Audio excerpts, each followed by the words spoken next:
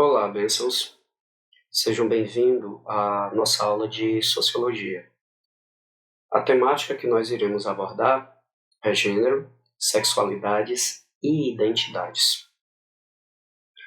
O objetivo de estudar essa temática se encaixa no conjunto de competências e habilidades da BNCC, assim como se baseia também no guia estruturado aqui do estado do Ceará.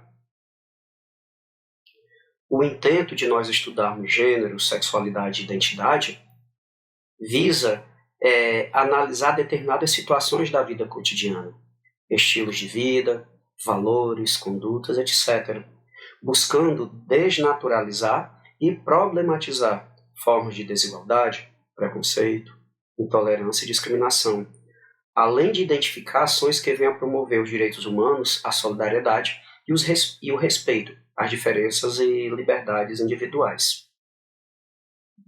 O objetivo dessa aula em questão pode ser dividido em 4. Primeiro objetivo, compreender os conceitos de sexo, gênero e sexualidade, assim como suas interrelações e interseccionalidades. De forma bem simples, vocês alunos deverão compreender que os conceitos de sexo, gênero e sexualidade, por mais que juntos venham compor a formação do indivíduo, não fazem referência à mesma coisa, representando aspectos diferentes desse indivíduo.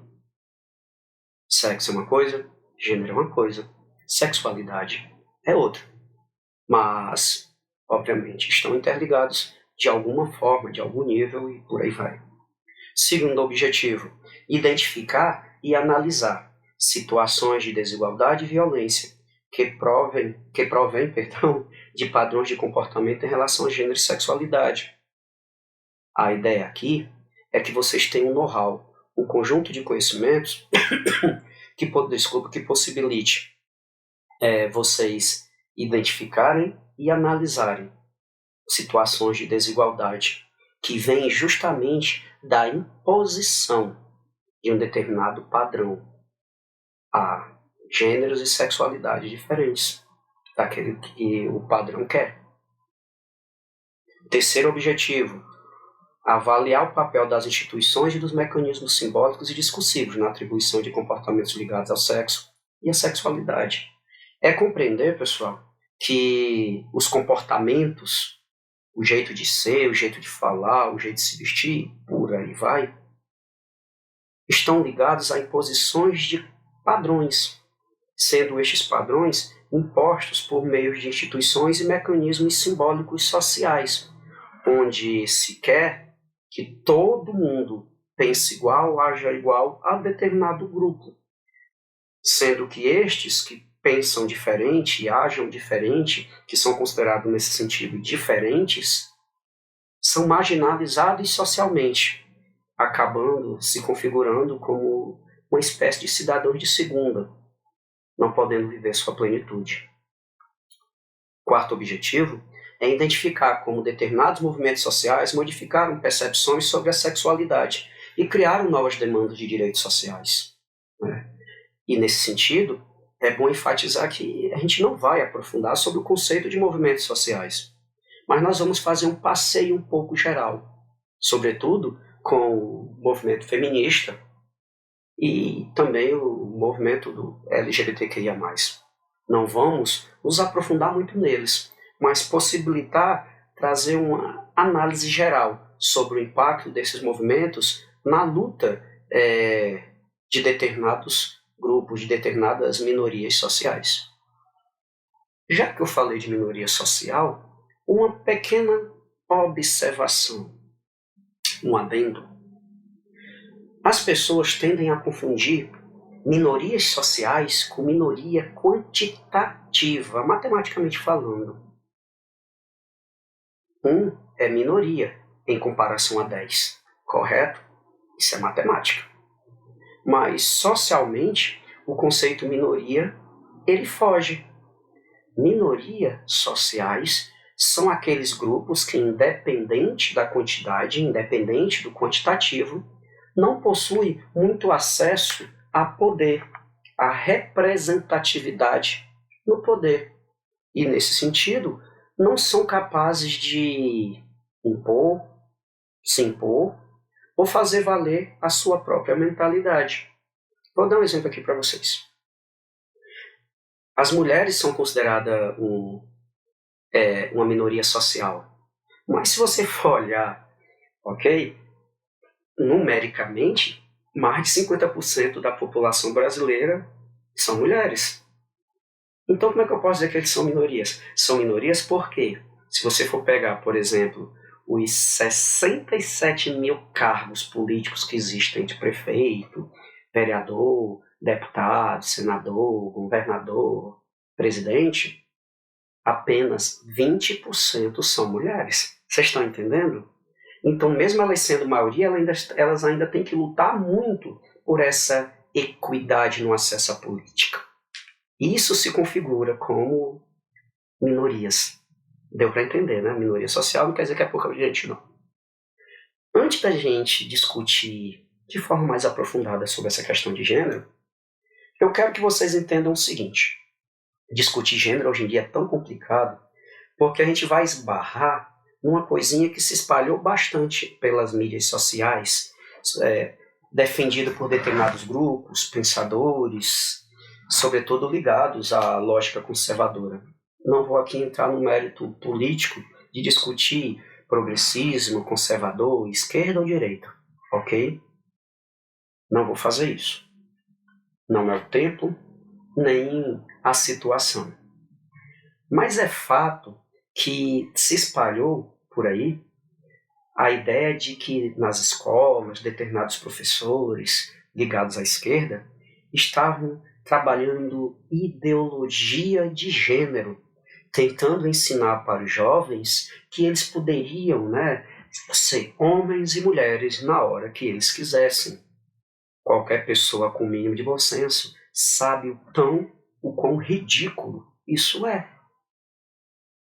O momento, por exemplo, eu não estou discutindo com vocês ideologia de gênero, eu estou discutindo identidade de gênero, questão de gênero. Que isso sim é científico, baseado em todos os processos científicos, baseado em pesquisas, fundamentado na própria ciência. Ideologia de gênero é fake news. Identidade de gênero, questão de gênero, é ciência. E discutir isso é mais que fundamental. Sobretudo quando a gente imagina, pessoal, que segundo o Fundo Econômico Mundial, só vai haver paridade de gênero no Brasil, aliás, no mundo, em 2154. Quer dizer que homens e mulheres vão ser considerados iguais de direito e de fato, ou seja, na justiça, mas também no dia a dia, na fila do pão, somente em 2154. Em 2154 é a estimativa que se tem onde mulheres e homens vão, por exemplo, ser considerados iguais, receber o mesmo salário, que atualmente no Brasil, só para vocês terem ideia, a diferença salarial pode ir de 22% a 34%, onde mulheres trabalhando no mesmo cargo recebem menos. E, nesse sentido, o índice de disparidade de gênero de 2022 traz o Brasil, ok, na 57ª posição, com uma pontuação de 0,726. Esse dado, que é emitido pelo relatório Global Gender Gap, em inglês, ele se baseia no seguinte: de 0 a 1. De 0 quer dizer que não há nenhuma igualdade entre homem e mulher. Nenhuma igualdade de gênero. Quando eu falo nem igualdade de gênero, beleza? Entre homens héteros, cis, com aqueles que não se encaixam nesse perfil. E o mais perto de 1 quer dizer que há essa igualdade. O país que há maior igualdade de gênero é na Islândia, com 0,912. E o país que está lá na lanterna é o Afeganistão, com 0,912. 405. O Brasil está na posição 57. E buscando agilizar esse processo, o governo federal até criou duas leis. A Lei 14.611, de 2023, e a Lei 1.085, também de 2023. Ambas essas leis, elas buscam discutir e garantir a implementação da paridade de gênero, da igualdade de gênero, por meio de paridade salarial, paridade de direitos, e por aí vai. E se você ainda acha que isso não é motivo suficiente para discutir gênero, pensa, por exemplo, a participação feminina na política. Lembra que eu falei para vocês que as mulheres são consideradas uma minoria social, não é verdade? Nós temos, presta atenção, olha só, nós temos no país 51% são mulheres, mas apenas 15% estão no legislativo. A nível mundial é 30%, que já é pouco. 70%, ok, são homens que estão no poder, que estão fazendo políticas públicas, leis para as mulheres. Eu sei que é legal você ter homens que defendem os direitos das mulheres, mas eu acho que ninguém é melhor para conhecer a mulher do que a própria mulher, não é verdade?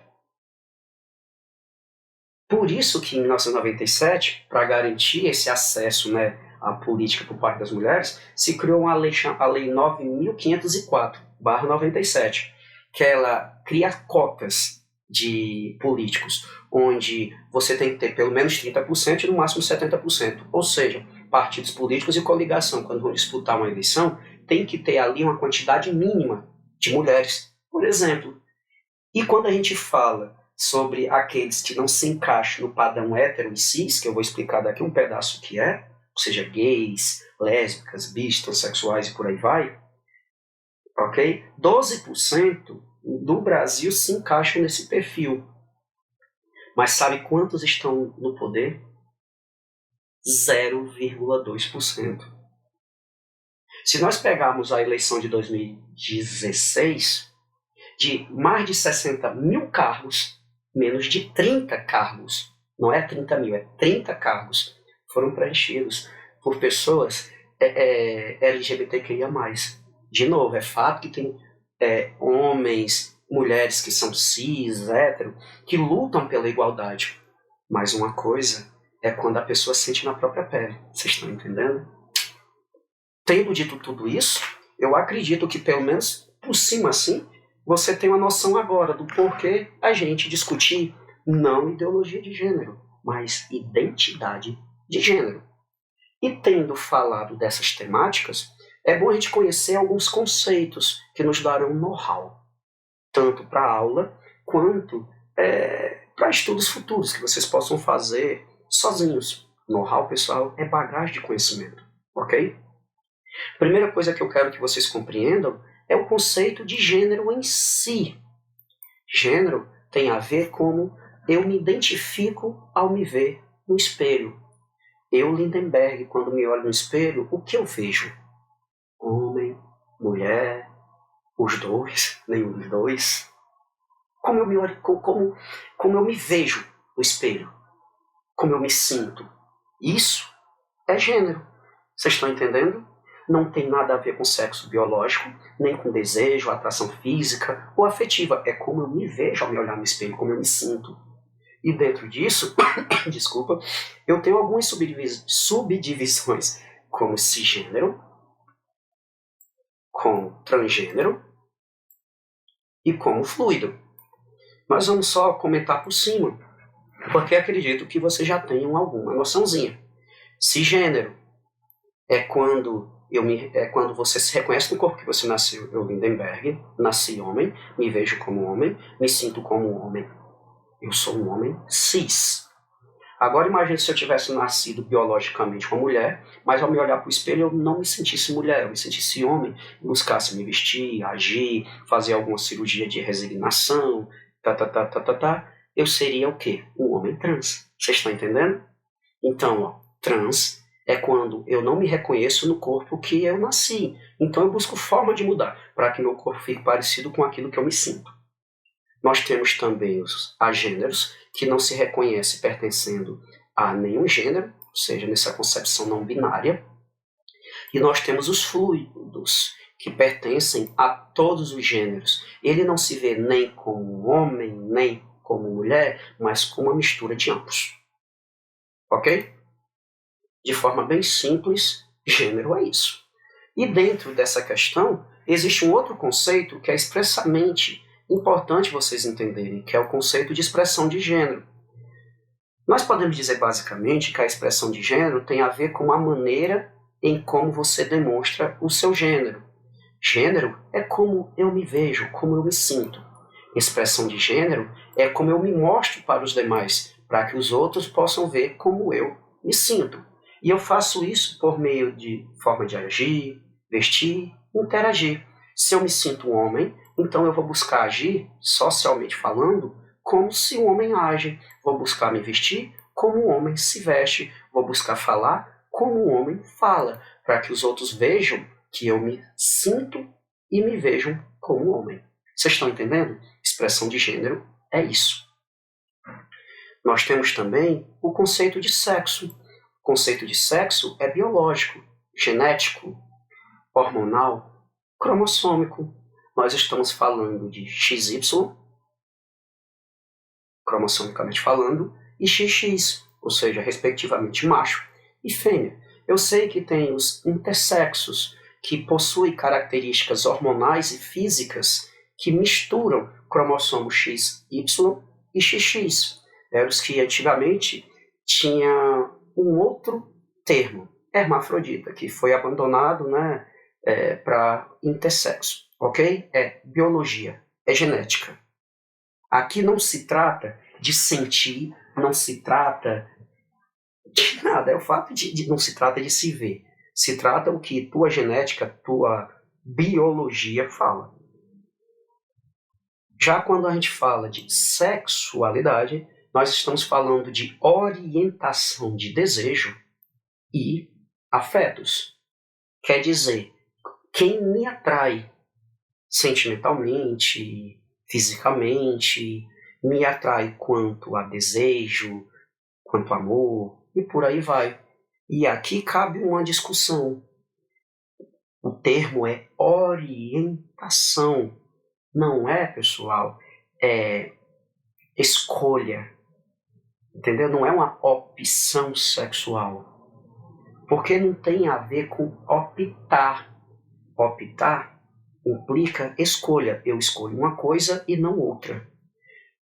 Entretanto, a orientação não parte de uma escolha, simplesmente é. Quando você fala de opção sexual, onde você é hétero, significa que você optou em ser hétero e não gay. Quer dizer que você optou em ser gay e não hétero, quando na verdade nós sabemos que não é assim. Ok? Então, nesse sentido, quanto à orientação de desejos e relações de afeto, nós estamos falando de hétero, que é quando uma pessoa sente atração, né, física ou sentimental por alguém de sexo oposto, gays e lésbicas, que sentem por alguém do seu mesmo sexo, bissexual, que é quando você tem pelo seu próprio sexo e pelo seu sexo oposto. Nós temos outros, como os assexuados, e esses assexuados têm outras divisões, né, como os aromânticos, que são aqueles que não sente, pode sentir atração sexual, mas não sente atração sentimental, ok? Ele pode construir família, pode ter filhos, mas ele não vai ter aquela relação amorosa que muita gente imagina que um casal tenha, vocês estão entendendo? Não tem aquela relação sentimental. Você tem os demissexuais, os assexuados demissexuais, né, que são aquelas pessoas que eles têm atração sexual e têm uma vida sexual de boa. Todavia, antes disso, ele tem que ter uma ligação sentimental, um afeto imenso. E por último, nós temos os greys, né, que é grey assexual, grey demissexual, grey aromântico, por aí vai. que são aqueles, por exemplo, que não possuem nem atração e nem desejo físico e nem sentimental. Nós temos também, por exemplo, os pansexuais. Os pansexuais, eles não se preocupam muito com a questão de gênero, aquela lógica binária de homem, mulher. Eles se atraem sentimentalmente e fisicamente por pessoas, como eles mesmos dizem. Pode ser hétero, gay, lésbica e assim por diante. Não vou entrar aqui numa discussão que existe se bissexual e pansexual é a mesma coisa, viu, gente? Por que eu não vou entrar nessa discussão? Alguns pesquisadores, sexólogos, sociólogos, antropólogos consideram esses dois grupos como sendo o mesmo grupo, sendo a diferença apenas temporal, onde os bissexuais vão surgir, né, o conceito de bissexual vai surgir mais cedo que de pansexual.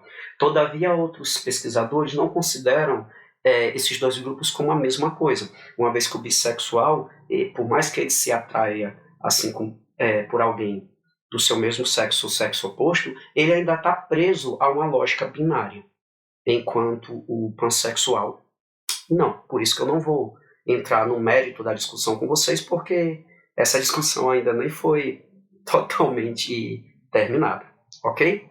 Então, gênero, como eu me vejo, sexo biologicamente falando, e sexualidade a quem está orientado meu desejo e minha relação de afeto.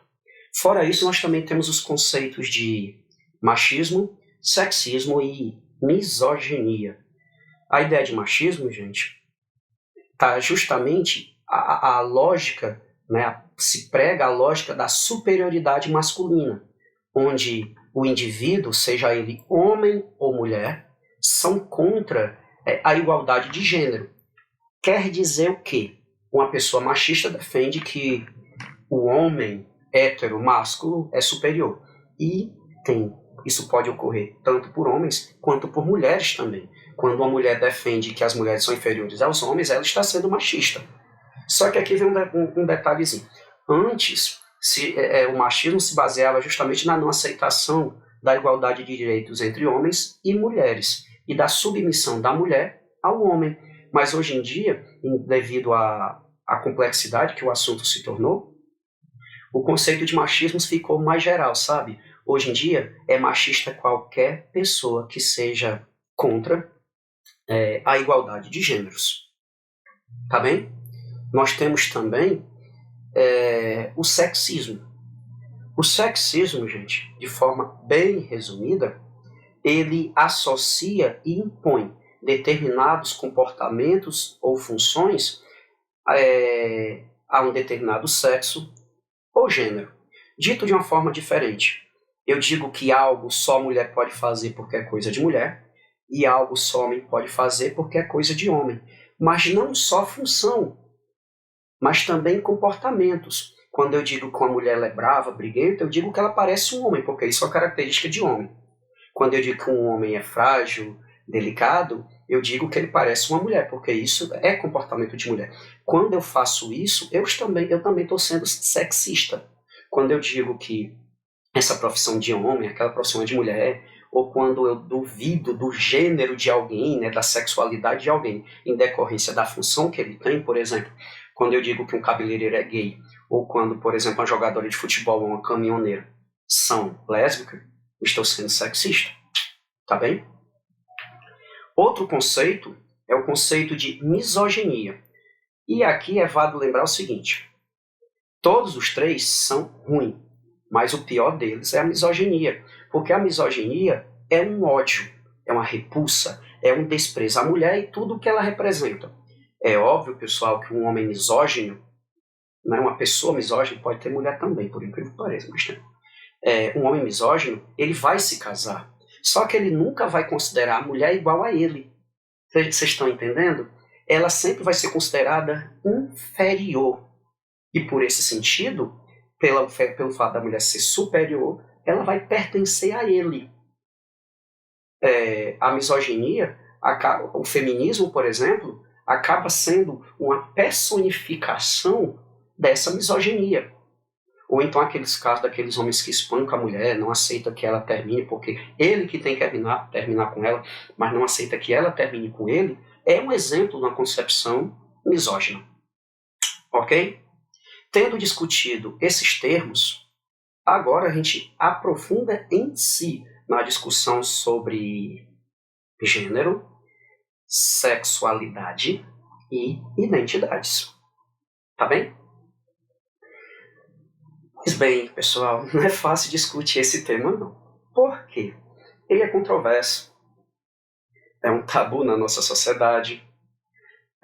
Nos últimos anos, para vocês terem ideia, tem se procurado silenciar esse assunto nas escolas, nas famílias, na mídia. Quando você discute isso, você é um comunista, um esquerdopata, um militante que está tentando desvirtuar os nossos jovens. É o que muita gente pensa, acredite. Agora, o que se percebe, o que se observa é o crescimento das falas, tá certo? E dos movimentos desses grupos por reivindicações ligadas aos direitos deles, daquelas pessoas que são consideradas diferentes. E aí é que está a questão. Discutir gênero vem justamente ampliar, por meio do diálogo, a compreensão sobre essas questões de gênero, que vem sendo tão marcados, sempre foi, mas está ultimamente, e muito marcado pela violência e intolerância em relação às pessoas que não se inserem naqueles padrões hegemônicos de comportamento e afeto que a sociedade impõe. Um bom exemplo disso, pessoal, o Brasil já é pelo 14º ano o país que mais mata trans. É um dos países que mais mata mulher. Você acha de verdade que discutir gênero não é importante? Nós temos que problematizar essa violência, esse preconceito e essa desigualdade. É nossa obrigação como cidadãos.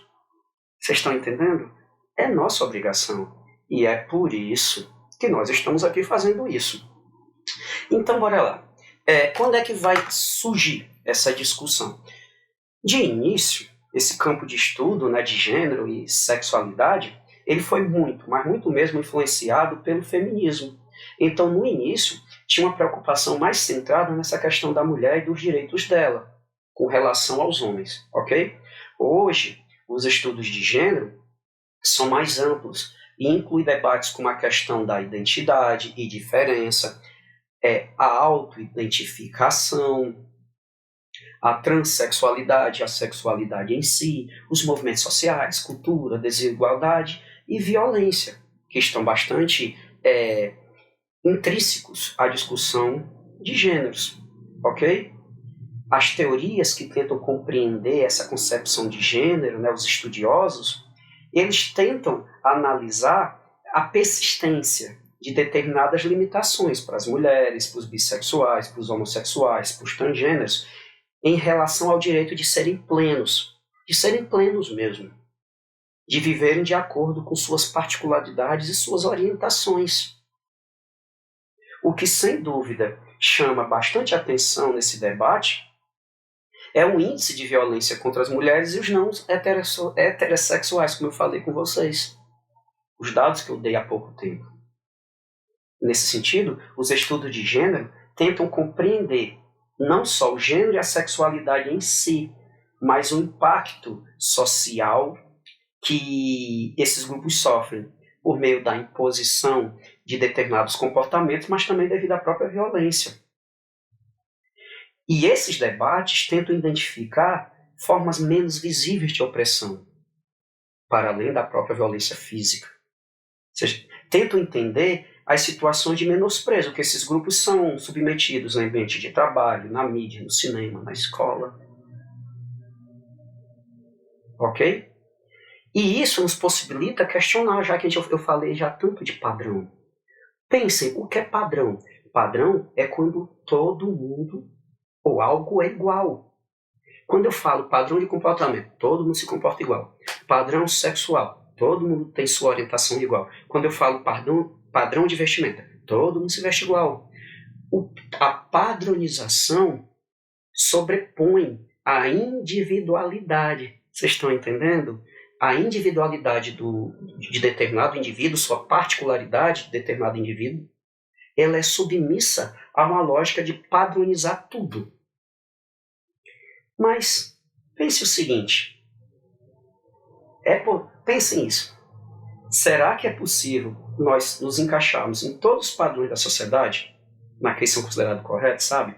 Tipo assim, padrão de beleza. Eu estou no padrão de beleza que a sociedade pede.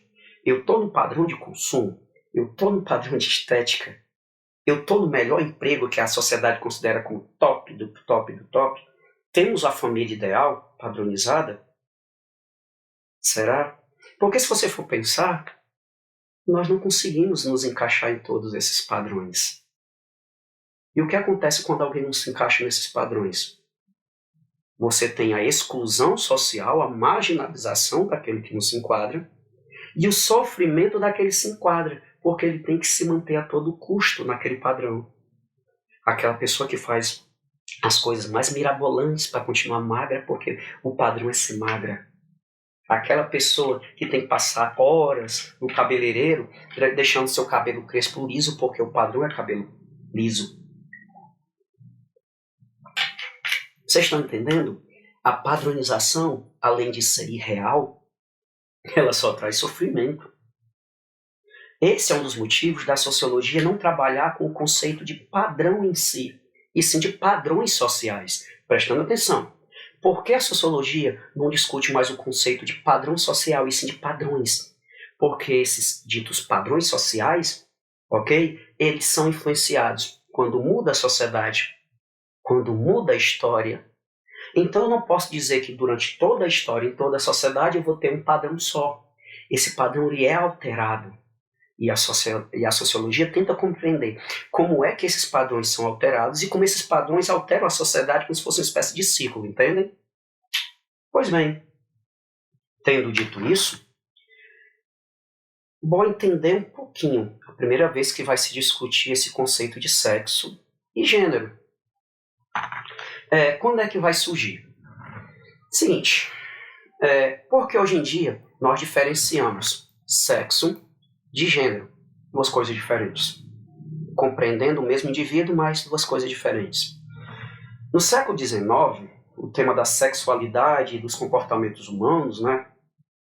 A questão dos desejos, dos afetos, como eu ajo, como eu deixo de agir, foi central numa ciência que surgiu, tendo um dos seus precursores, um dos seus criadores, um cara chamado Sigmund Freud.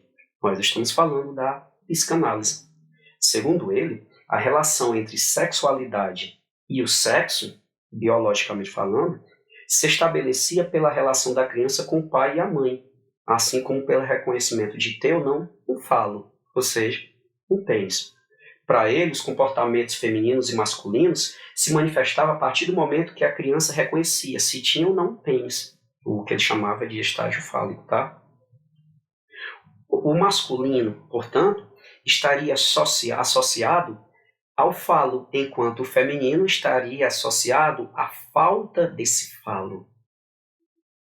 Essa diferença, né, essa questão aí ganhou grande espaço na psicanálise para explicar os comportamentos que eram ditos como femininos e masculinos. Ok? É aí no início que se discutiu, começou a se trabalhar sexo e sexualidade juntos, por meio da psicanálise. Todavia, a partir do século XX, algumas teorias de Freud foram revistas, inclusive por próprias psicanalistas que eram mulheres e que estavam ligadas ao movimento feminista. Okay? Elas passaram a questionar que determinadas atribuições de comportamento, por exemplo, elas estavam mais ligadas à imposição social do que necessariamente a características biológicas e comparativas entre homem e mulher. Dito de outra forma, a sociedade tinha mais impacto na diferenciação entre homem e mulher do que o fato de você ter nascido ou não com pênis. Uma das que vão discutir bastante isso é uma feminista francesa chamada Simone de Beauvoir. Ok? Simone de Beauvoir ela vai criar uma frase que é bem interessante. Essa frase caiu até numa questão do Enem, e foi uma polvorosa pessoal na época, porque disseram que o Enem estava querendo doutrinar, e por aí vai. Mas bora lá, o que é que essa frase diz? Que ninguém nasce mulher, torna-se mulher. Aí você vai dizer, Lindenberg, mas eu nasci assim. Eu sou mulher, eu nasci assim. Você não está confundindo mulher com fêmea, não. Olha só, Simone de Beauvoir nunca disse ninguém nasce fêmea, se torna fêmea. Ela não é tola de discutir isso. Relembra que nós já discutimos com relação a sexo biológico, cromossômico, hormônico, não é? Realmente você nasce daquele jeito. Quando ela falou sobre nascer mulher, ela estava enfatizando o aspecto de gênero, ou seja, comportamental. Atribuição de comportamentos, valores, modo de agir, modo de se ver.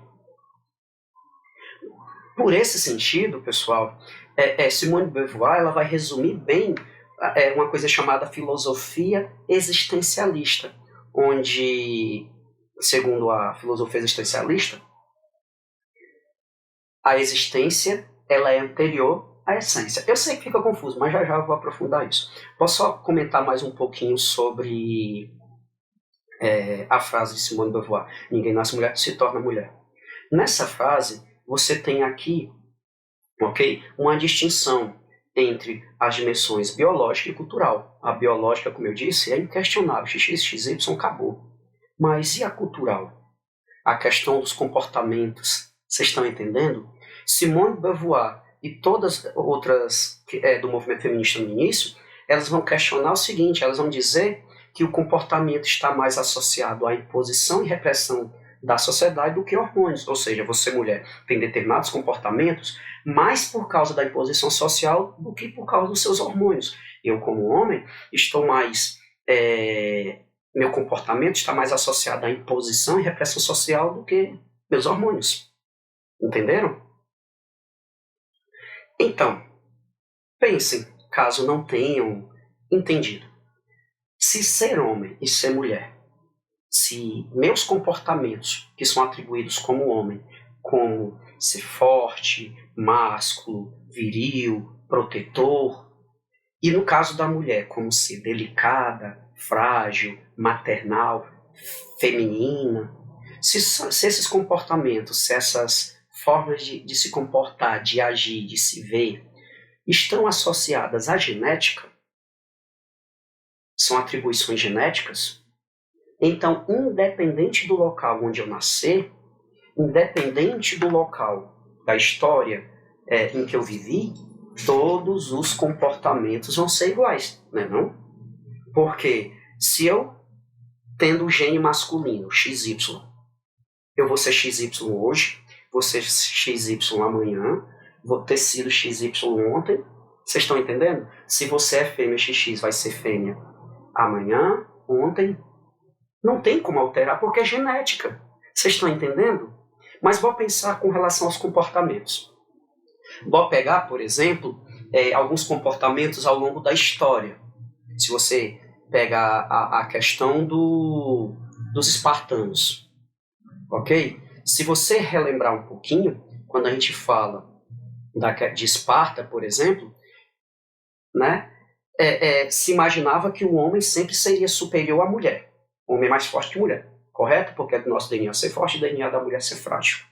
Mas em Esparta, por exemplo, as mulheres recebiam treinamento militar e algumas vezes, algumas mulheres conseguiam até derrubar homens na porrada. Então, meu querido, elas não eram mulher e aqueles caras não eram homem, porque se o homem perdeu para a mulher e geneticamente o homem é superior à mulher, como é que ele perde? Entenderam? Se nós pegarmos, por exemplo, o estudo de uma outra antropóloga lá dos Estados Unidos, na década de 30, chamada Margaret Mead, desculpa, ela vai fazer uma pesquisa em 3 tribos na região de Papua Nova Guiné. A tribo dos Arapesh, dos Mundurumu e dos Chambuli. Ok? Preste atenção. Se padrão de comportamento do homem e da mulher é genético, não é para mudar nunca. Correto? Pois bem, ela pegou os Arapeshes e comparou com os padrões de comportamento lá dos Estados Unidos. E ela observou que no caso do Zarapesh, ok, tanto os homens quanto as mulheres eram doces, delicados, afetivos, um padrão que lá nos Estados Unidos é atribuído à mulher, mas lá no Zarapesh, tanto o homem quanto a mulher tinham o mesmo comportamento. Aí nós vamos, por exemplo, para os Mundugumu. Segundo ela, com pesquisas lá, com fotos, vídeos e tal, os Mundugumu, tá certo? Tanto homem e mulher eram agressivos, violentos, dominadores, que é o mesmo comportamento lá nos Estados Unidos que se espera que os homens tenham. Já no caso, os Chambuli, o papel foi invertido. Os homens eram dóceis, delicados, frágeis e sensíveis, enquanto as mulheres eram bravas, violentas, dominadoras. Então a gente pensa, se ser frágil, delicado é geneticamente da mulher, então toda mulher para ser e o homem não pode ser. Se ser bravo, violento e agressivo é geneticamente masculino, todo homem tem que ser. Nenhuma mulher pode ser. Vocês estão entendendo como essa lógica é frágil? Entenderam? Pois bem, eu falei no início, ao discutir sobre Simone de Beauvoir, que ela era existencialista e que o existencialismo pregava que a existência era anterior à essência. Correto? Não foi isso? Mas como assim? Pensem comigo, pessoal. O que é que me faz Lindenberg? Lindenberg, segundo de Freitas Barbosa. Eu tenho, por exemplo, um colega que se chama Lindenberg também. Ele é Lindenberg, eu sou Lindenberg, o que é que me faz diferente dele? Vou deixar a situação ainda mais interessante. Peguem, por exemplo, gêmeos. Gêmeos univitelinos, aqueles que são parecidos. O que é que faz com que, mesmo eles sendo geneticamente iguais, eles são psicologicamente diferentes, agem diferente, tratam os outros diferente? Conseguem responder? A resposta é simples. As experiências. As experiências com meus pais, com meus irmãos, com meus vizinhos, com minha esposa, com vocês. Eu sou Lindenberg porque minhas experiências me fizeram o Lindenberg que eu sou hoje. Eu sou o resultado das minhas experiências passadas. Um bom exemplo disso é se a gente pegar aqueles filmes ou aquelas séries onde alguém se diz que perdeu a memória, sabe, a amnésia, ela faz uma pergunta bem interessante. Quem eu sou? Cara, mas geneticamente ele é ele. O DNA é dele ainda. Então por que ele vai dizer quem eu sou? Simples, porque ele se esqueceu das suas experiências. Entenderam? Então você Maria, você Daphne, você José, você Laís, você Luana, você Antônio, você Francisco, vocês são o fruto de suas experiências. E o que isso tem a ver com o existencialismo? Para o existencialismo, as experiências que fazem você, ou seja, que formam a tua essência, vêm depois de você nascer. Ah, Lindenberg, isso é óbvio. Então, vou entender. Eu vou nascer, vou ter minhas experiências, e só depois eu vou ser eu mesmo. Entenderam? Eu nasço, vou crescer, passar pelas minhas experiências, e essas minhas experiências vão criar a minha essência, vão fazer com que eu seja diferente dos outros. É isso que o existencialismo quer dizer quando ele fala que a existência precede a essência. Ok? Aquela frase de que ninguém nasce mulher, se torna mulher, de Simone de Beauvoir, ela serve também para os homens. Não esqueçam, porque os padrões que são impostos à mulher são impostos também ao homem. Como eu espero que uma mulher haja, eu também espero que o homem haja. Então, ninguém nasce mulher, torna-se mulher. Ninguém nasce homem, torna-se homem. Mas não esqueçam que eu estou falando de gênero e não do aspecto biológico. Ok? Pois bem, antes de se discutir esse conceito de gênero e aparecer a própria ideia de gênero, ok? O que é que se discutia até a década de 70? Teve uma antropóloga, que é o pessoal que estuda as culturas, ela criou, uma antropóloga chamada Margaret Mead, ela criou o conceito, pessoal, de papéis sociais de sexo. O que é isso? São aqueles papéis, tanto de comportamento quanto de ação, que é atribuído a cada sexo biológico. Eu, sendo homem, se espera que eu haja de uma forma. Sendo mulher, se espera que haja de outra forma. Isso se chama papel social de sexo. São os papéis atribuídos a cada sexo biológico, sobre como agir e o que fazer. Beleza?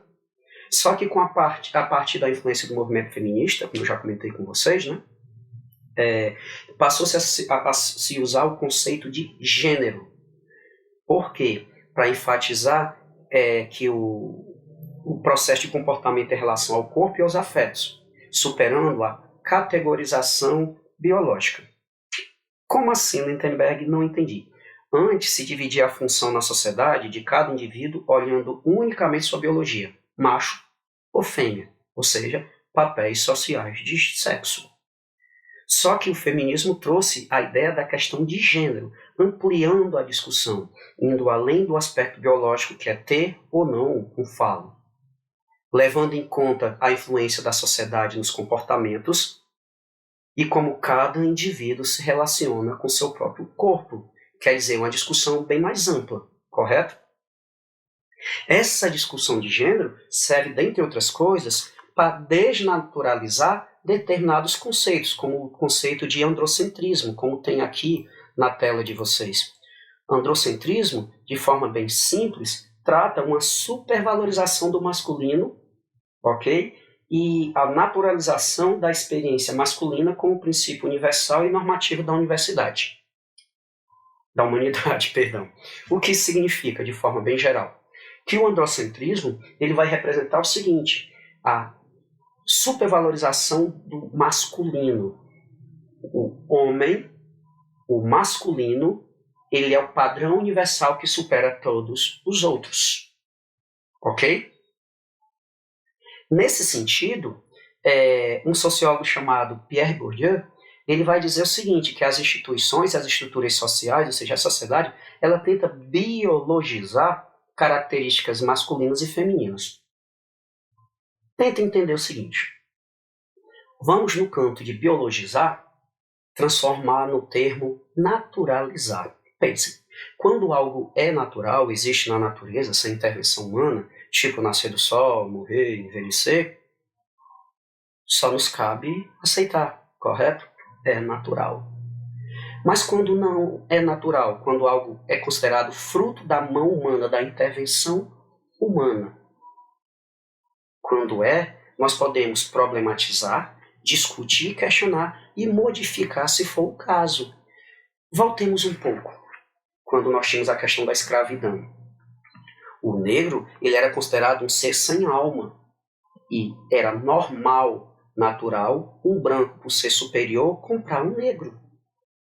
Hoje, você com certeza considera isso completamente não natural, porque na nossa lógica, como é que eu posso aceitar que um ser humano compre outro ser humano, meu Deus do céu?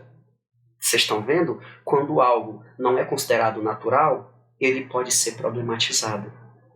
Por esse sentido, Pierre Bourdieu ele vai dizer o seguinte, que quando eu transformo em algo natural, né, determinados comportamentos, assim como a relação entre homem e mulher, há um motivo para isso. Porque quando eu transformo em algo natural, eu não posso problematizar, eu não posso questionar, eu tenho apenas que aceitar. Quando eu digo que o homem é superior à mulher, é mais forte que a mulher é frágil, e por ela ser frágil, ela tem que ser protegida a todo custo, aquela princesa que ela é salva da torre e do dragão, eu estou querendo naturalizar uma relação de dominação do homem sobre a mulher. Vocês estão entendendo? E se eu naturalizo, eu não problematizo. E se eu não problematizo, eu não mudo. Ok? Mas, vocês entenderam o conceito de androcentrismo? Se vocês não entenderam, bom relembrar o seguinte. Eu não falei da questão da supervalorização daquilo que é másculo, masculino e tudo o que ele representa? Você percebe isso em tudo, pessoal. Olha só, pense nisso. Um bom exemplo é quando as coisas no dia a dia. Imagina que tem aí na sala de vocês, ou num grupo de amigos, um homem e 8 mulheres. Quando alguém chega e diz, tudo bem com todos vocês, pelo fato de ter um homem. E isso se mantém, inclusive, na própria língua, nossa língua materna, o português.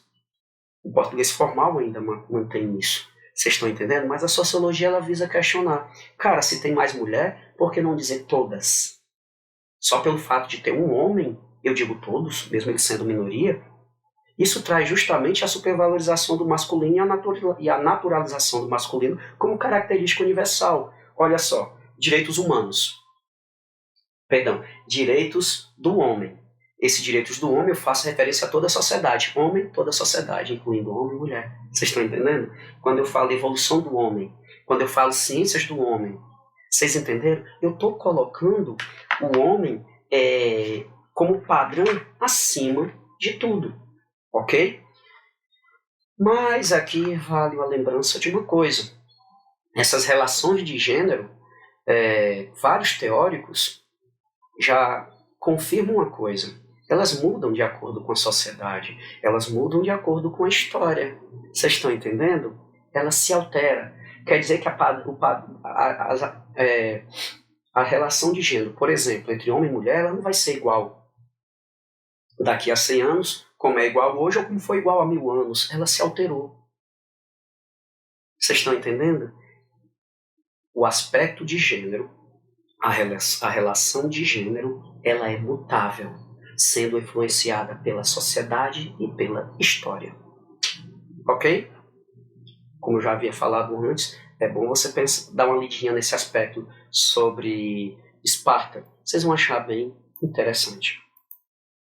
Já que eu estou falando nessa questão, bora discutir um pouquinho a concepção de patriarcalismo. Eu sempre me confundo para dizer isso.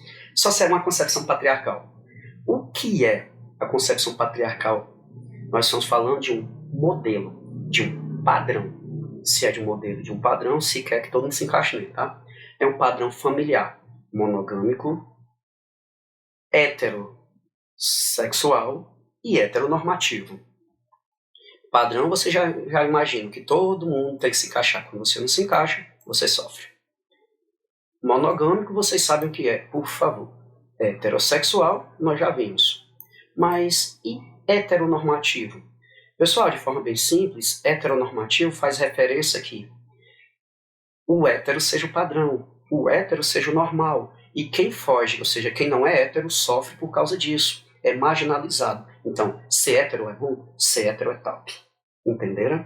Mas é óbvio, pessoal, que essa concepção é heteronormativa. Hoje em dia se cria o conceito de heterocisnormativo, que o pessoal gosta de confundir, não é? Mas heterocisnormativo faz referência a quê? Ao fato de que hétero e cis é o padrão, onde quem não se encaixa nisso é excluído. Ok? Já expliquei o conceito de patriarcal. Modelo familiar monogâmico, heterossexual e heteronormativo. Mas quando a gente fala de sociedade em si, simples, é uma sociedade centrada no homem, com padrões masculinos, onde a mulher deve ser submissa. Creio que não existe conceituação mais simples sobre o que é uma sociedade patriarcal. Ok? Tendo dito isso, é bom enfatizar que para muitas feministas o patriarcado é como se fosse um sistema análogo à escravidão, sabe? Que legitima o poder do homem sobre a mulher, tanto na vida privada, ou seja, dentro de casa, quanto na vida política, na vida pública, ok? O conceito patriarcado vem de patriarca, vem de pai, ou seja, é aquele ser que protege, que cuida, que guarda, e por ser todo mundo dependente dele, o pessoal é inferior a ele, tem que obedecer a ele em tudo. Ok? Beleza? E aí vem uma pergunta que eu faço para vocês. Essa lógica do patriarcado, de que o homem é superior à mulher, nessa hierarquia que vai se espalhar em todos os espaços sociais, como eu dito, dentro de casa e fora de casa. Vem a pergunta, será que isso é bom para o homem? Porque você vai pensar o seguinte, uma sociedade patriarcal, ela é enfatizada na superioridade do homem sobre a mulher. Então, para todo homem, o patriarcalismo é legal, né? Bora pensar? Bora refletir? Segundo esse pensamento do patriarcado, o homem tem que ser macho. Mas será que isso não faz com que o homem seja prisioneiro dessa própria lógica? Pois, se o homem não for bruto, se ele não for viril, macho, se ele for delicado, frágil, carinhoso, ele vai acabar perdendo automaticamente esse posto de alfa. Vocês estão entendendo? De senhor, perdendo o poder sobre a mulher. Ele vai se tornar um homem que não é um homem. Então, nesse sentido, o patriarcado ele é tão ruim para o homem quanto é para a mulher, de formas diferentes, é óbvio. O patriarcado ele faz com que a mulher sofra por considerar ela inferior ao homem e, consequentemente, não dá a ela acesso à sua plenitude. Mas é também ruim ao homem, porque o prende. O prende a uma lógica onde, se ele não seguir essa lógica, ele vai ser considerado inferior aos outros homens. Gente, como eu falei para vocês, o patriarcado ele acaba sendo alterado ao longo do tempo, essa relação de gênero. E ela também ela é alterada de acordo com a sociedade. Isso aqui ficou claro. Vamos pensar o seguinte: uma cidade grande, cosmopolita, gigantesca, como por exemplo a cidade de São Paulo, a relação de gênero ela vai ser um pouco diferente em comparação a cidades pequenas mais tradicionais, como por exemplo uma cidadezinha com menos de 10 mil habitantes. Mas mesmo nessa cidade, nós temos aqui um pensamento parecendo como se já mudou, ok? A gente não pode dizer isso, por um motivo bem simples. Nós vamos perceber nessas sociedades o patriarcado ainda atuante. E a gente percebe essa atuação por meio de uma coisinha que é chamada de ambiguidade moral. O que significa ambiguidade moral? Moral, para aqueles que não se lembram, faz referência às regras da sociedade. Aquilo que eu posso ou não posso fazer. Vou dar um exemplo para vocês sobre esse conceito de ambiguidade moral. A liberdade sexual. Será que a liberdade sexual feminina é a mesma da masculina? Vocês estão entendendo? Será que são tratados mesmo igual? Um bom exemplo disso é quando nós falamos do conceito de poliandria e poligenia. De forma bem simples, bem resumida, poligenia é a união de um homem com várias mulheres. Já poliandria é a união de uma mulher com vários homens. E aqui entra a ambiguidade moral. A sociedade aceita o homem com várias mulheres. Ele é o garanhão. Já a mulher com vários homens, socialmente, não é aceito. Ela é chamada de quê? De puta.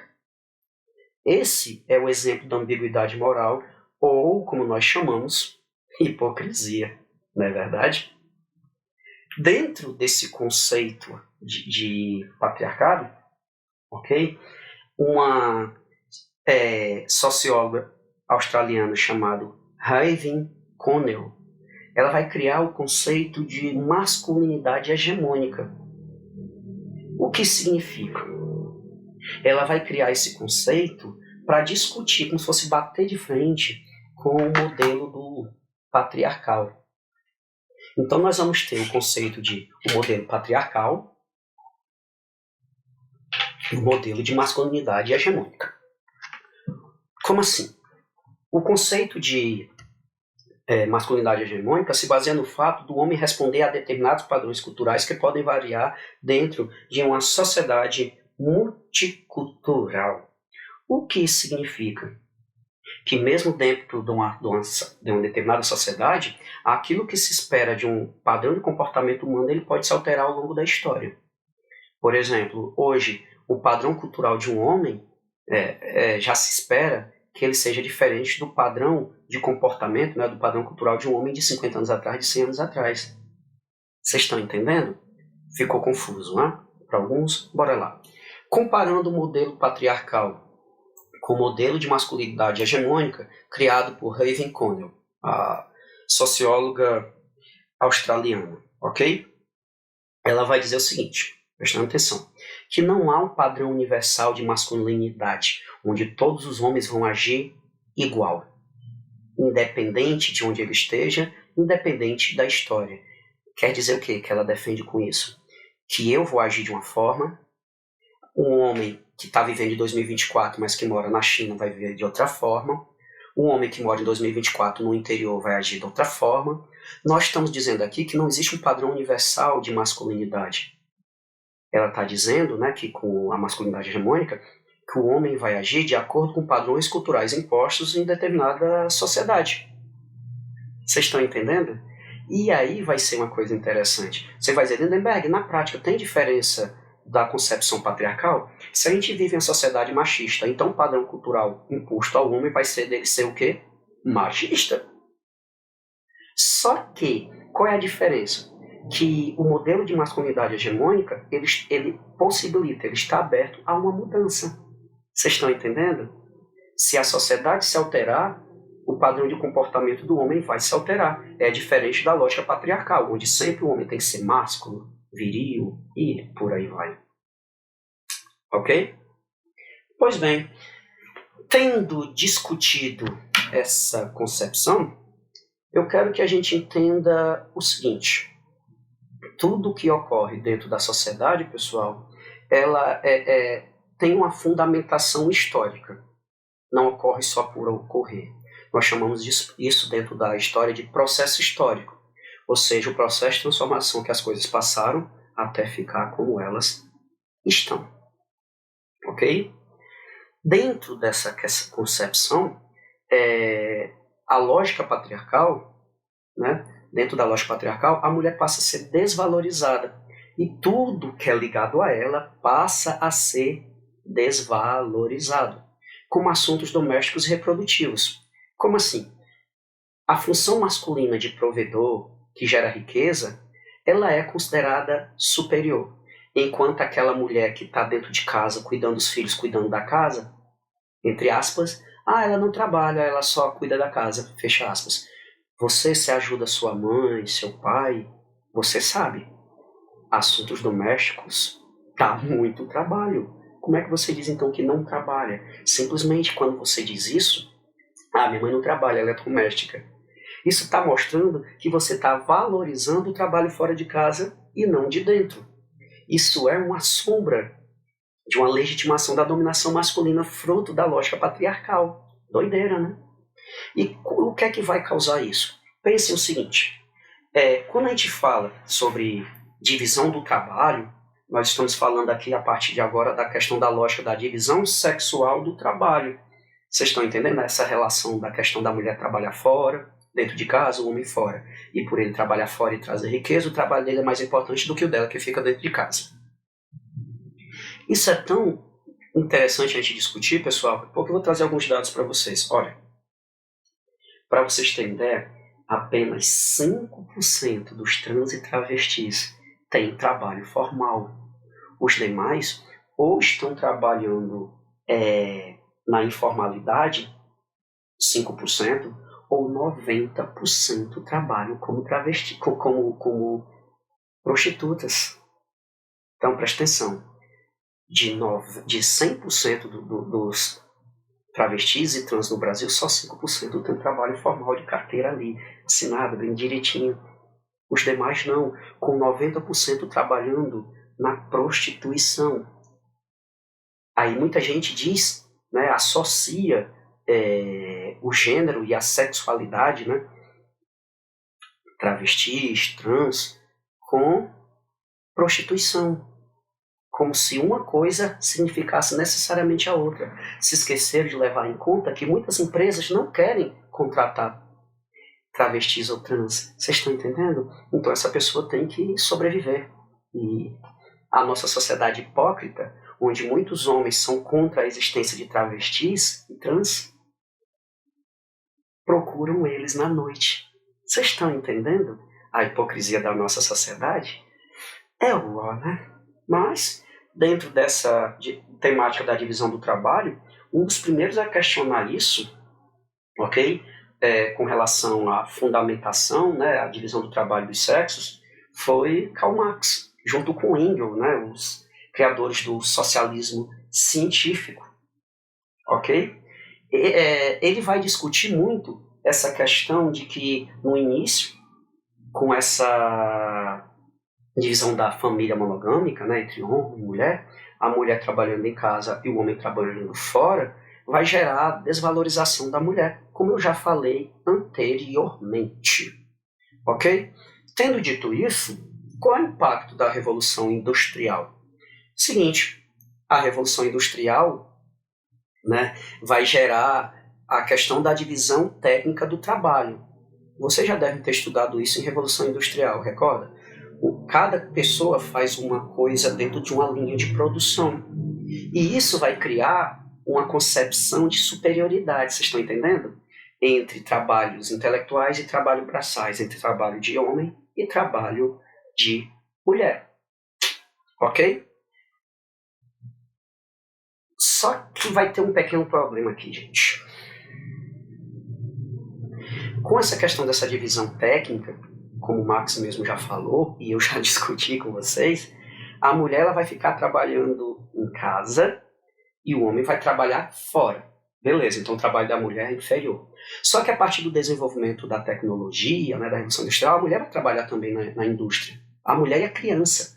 Só que ela vai trabalhar gerando riqueza tanto quanto o homem, mas vai receber menos, pelo fato de ser mulher.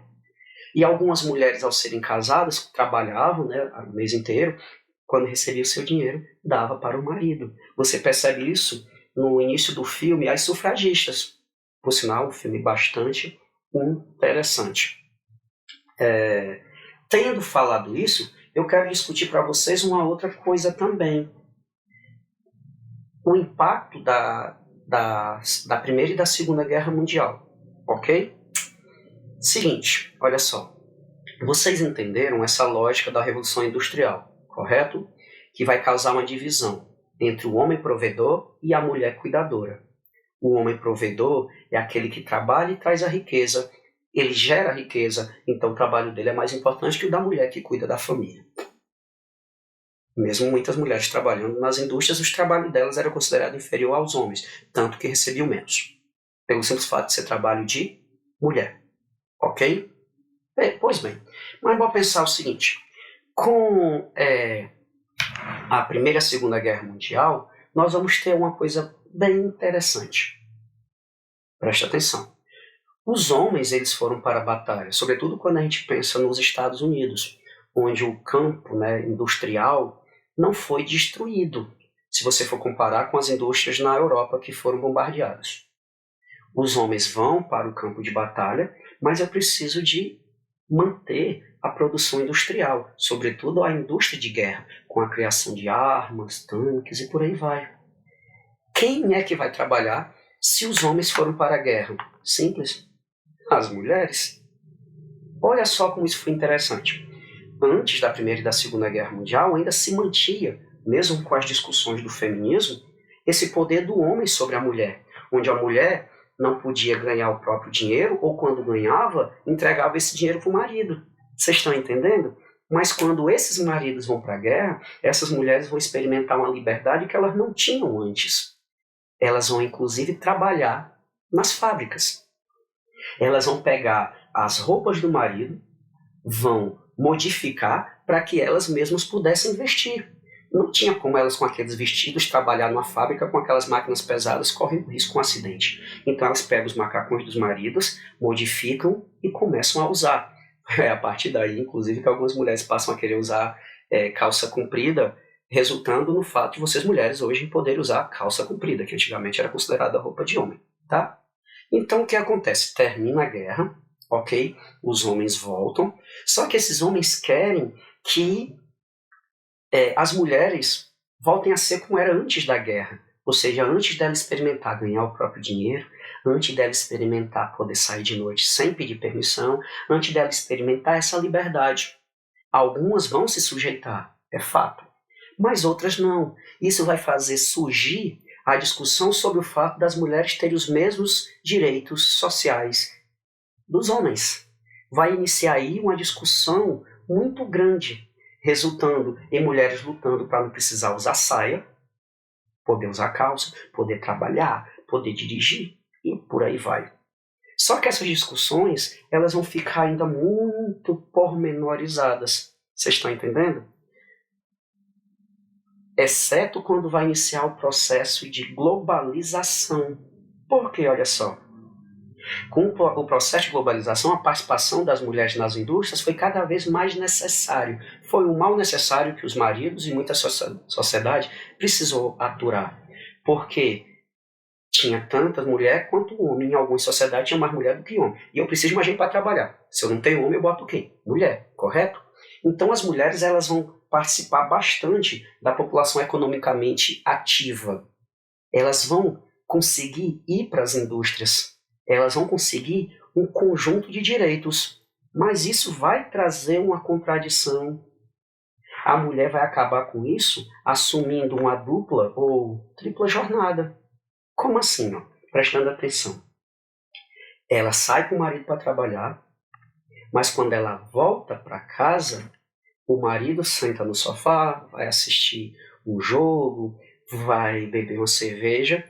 Quando chega em casa, vai ter que lavar a roupa, vai ter que cuidar dos filhos. Com isso, muitas mulheres conseguiram uma jornada fora de casa. Mas isso não fez sua jornada dentro de casa sumir, não. Vocês estão entendendo?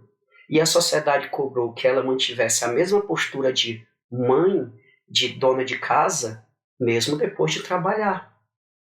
E isso é a contradição que esses direitos que a mulher teve, que ela adquiriu de trabalhar fora, trouxe. O homem manteve a mesma jornada, trabalho fora. A mulher aumentou sua jornada de trabalho. Ok? Seguinte. Sem falar que ainda hoje muitas mulheres ainda recebem menos. Como eu falei para vocês, aqui no Brasil, dependendo da função, pode chegar a receber até 34% menos. Na mesma função, com a mesma formação, na mesma empresa, só pelo fato de receber, só pelo fato de ser mulher. Mas vale lembrar que isso é mais atribuição, acontece mais no setor privado, no setor público, não, ok? Dentro dessa concepção que eu falei para vocês, né? Os movimentos sociais vão ser muito importantes. Como, por exemplo, o movimento feminista, que vai discutir muito essa questão dos direitos das mulheres. E, de novo, pessoal, o feminismo não prega a superioridade das mulheres sobre os homens. Ele prega que as mulheres têm que ter os mesmos direitos que os homens. E, como todo movimento histórico, ok, ele tem ligação com determinados contextos. Nesse sentido, nós podemos dizer que o movimento feminista vai se dividir em 3 ondas, cada um com características específicas. Beleza? A primeira onda vai ocorrer no século XIX, tendo como pauta principal o voto das mulheres, que não era permitido. Elas queriam que a mulher fosse vista como cidadã igual ao homem. E com isso vão denunciar o patriarcado, que é considerar, né, o homem superior, e aqueles conceitos que eu falei para vocês, que é do modelo familiar monogâmico, heteronormativo, machista e por aí vai. Quer dizer que essa primeira onda está ligada aos desejos específicos das mulheres naquela época, que eram ser cidadãs iguais aos homens, e a maior representação disso é pelo voto.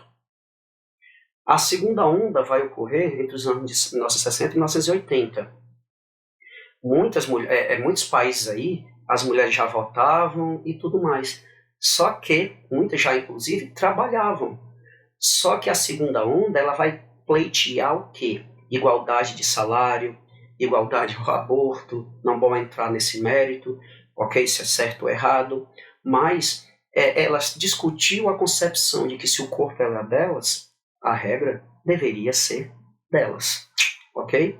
A terceira onda vai ocorrer a partir de 1990 até os dias atuais, que tem como busca a emancipação feminina, o empoderamento feminino contra todo tipo de opressão. E elas vão também discutir essa questão de modelo normativo binário, tipo coisa de homem, coisa de mulher.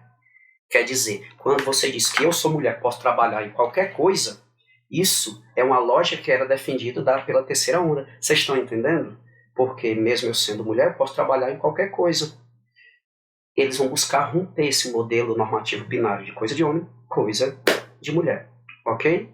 Algumas pessoas falam, gente, de quarta onda, mas eu não vou entrar nisso porque não é consenso entre os pesquisadores, então Seria perda de tempo no momento.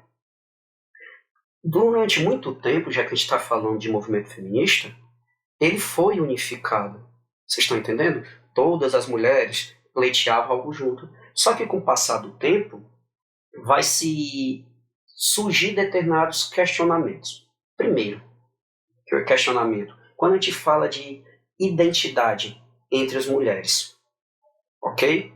Então eu posso dizer que mulher e homem são categorias universais? Tipo, homem vai ser igual em todo lugar, mulher vai ser igual em todo lugar? Será? Será que existem padrões ou estruturas que são válidas para todas as culturas e me permitam falar sobre identidade feminina, sobre expressão masculina, sobre todo o fato das mulheres índias, negras, brancas, hoje, no Brasil, no Japão, falar que todas elas passam pelas mesmas coisas? Esse questionamento vai surgir por quê?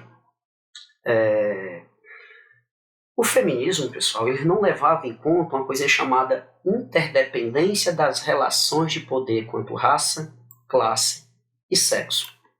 Não entendi, Lindenberg. Elas não levavam em conta no início que, quando eu falo de raça, sexo e classe, as relações de poder mudam. Por exemplo, uma mulher branca, ela vai sofrer? Vai. Mas ela vai sofrer igual uma mulher negra? Uma mulher negra rica, será que ela vai sofrer preconceito igual uma mulher negra pobre? Entenderam? O feminismo não levava isso em conta no início, as chamadas feministas radicais. Com esse sentido, vai surgir na década de 70 uma divisão dentro do feminismo, as chamadas feministas negras, que elas vão criticar essa falta de consciência sobre a interdependência das relações de poder do feminismo branco, de classe média, heteronormativo, onde as mesmas mulheres que sofriam desigualdades com os homens não sofriam da mesma forma que as negras. Vocês estão entendendo? O feminismo negro vai discutir que a sociedade patriarcal, que a forma como ele oprime as mulheres, muda de acordo com a raça e a classe, por exemplo. Então nós não podemos colocar todas as mulheres no mesmo pacote, sofrendo preconceito da mesma forma. Nesse sentido, vai surgir um enfoque chamado de interseccionalismo. Esse enfoque interseccionalista, ele vai perceber o seguinte, que essas diferenças de gênero, de raça, classe e orientação sexual estão integrados e não vai hierarquizar as formas de opressão e vai considerar as suas interações com a realidade social. Ou seja, uma mulher negra, ela vai sofrer, mas ela vai sofrer diferente de uma mulher branca. Vocês estão entendendo? Uma mulher trans, ela vai sofrer diferente de uma mulher cis. Consegue entender o interseccionalismo? O interseccionalismo, ele vê as formas de desigualdade como unas. Então, para eu discutir uma forma de desigualdade, eu tenho que discutir todas as outras. Para eu solucionar uma forma de desigualdade, eu tenho que solucionar todas as outras. Ok? Então, pessoal, com relação ao movimento LGBTQIA+, infelizmente a aula já ficou um pouquinho grande. Mas eu quero que vocês deem uma olhadinha nessas leis que eu coloquei no material de vocês, ok? Leis de proteção da mulher e de combate à transfobia, LGBTfobia e homofobia. Nós temos a Lei 11.340, conhecida como Lei Maria da Penha, que é para criar mecanismos para coibir e prevenir violência doméstica e familiar contra a mulher, ok? Nós temos, por exemplo, a Lei 12.845, mais conhecido como Lei do Minuto Seguinte, que faz referência à violência sexual, ok? Quando uma mulher, seja ela trans, cis, sofre uma violência sexual, ela tem que ter um atendimento imediato, emergencial e integral pelo SUS. Nós temos também a Lei 13.104, conhecida como Lei do Feminicídio, que torna o feminicídio um crime hediondo, alterando o Código Penal, fazendo com que seja um crime agravado. Nós temos a Lei 12.737, conhecido como Lei Carolina Dickmann, que prevê crimes que decorrem de uso indevido de informações e materiais pessoais, como fotos, vídeos. Temos a Lei 6.719, conhecido como Lei Joana Maranhão, que define o prazo para prescrição para crimes de abuso sexual de crianças e adolescentes. O prazo prescricional, pessoal, significa que um crime no Brasil ele prescreve, ou seja, ele perde a validade, que normalmente é 10 anos. Por exemplo, se eu matar alguém e ficar escondido por 10 anos, depois de 10 anos eu não posso mais ser preso. Isso acontecia com crimes de abuso sexual. Só que houve uma alteração, e essa lei alterou isso, né? Fazendo com que o prazo de prescrição seja contado só a partir de 18 anos. Por exemplo, se a pessoa sofreu um crime sexual com 8 anos, com 18 teria prescrito, vocês estão entendendo? Mas com essa nova lei, não. A partir dos 18 é que começa a contar os 10 anos, que é para poder dar mais tempo da lei da justiça ir atrás. Nós temos também a Lei 13.718, que é chamada de Lei de Importunação Sexual. Segundo essa lei, a prática contra alguém sem a sua anuência de ato libidinoso, com o objetivo de satisfazer a própria lasciva, como, por exemplo, a questão do toque não permitido, do beijo roubado, entra com essa lei, tá certo? E, por último, nós temos as leis 7.716 e a lei 14.532. É do racismo ela, mas basicamente porque foi feita uma atualização, transformando os crimes de homofobia e transfobia em crimes análogos ao racismo, ok? Então é considerado um crime também hediondo e assim por diante. E aqui cabe uma observação.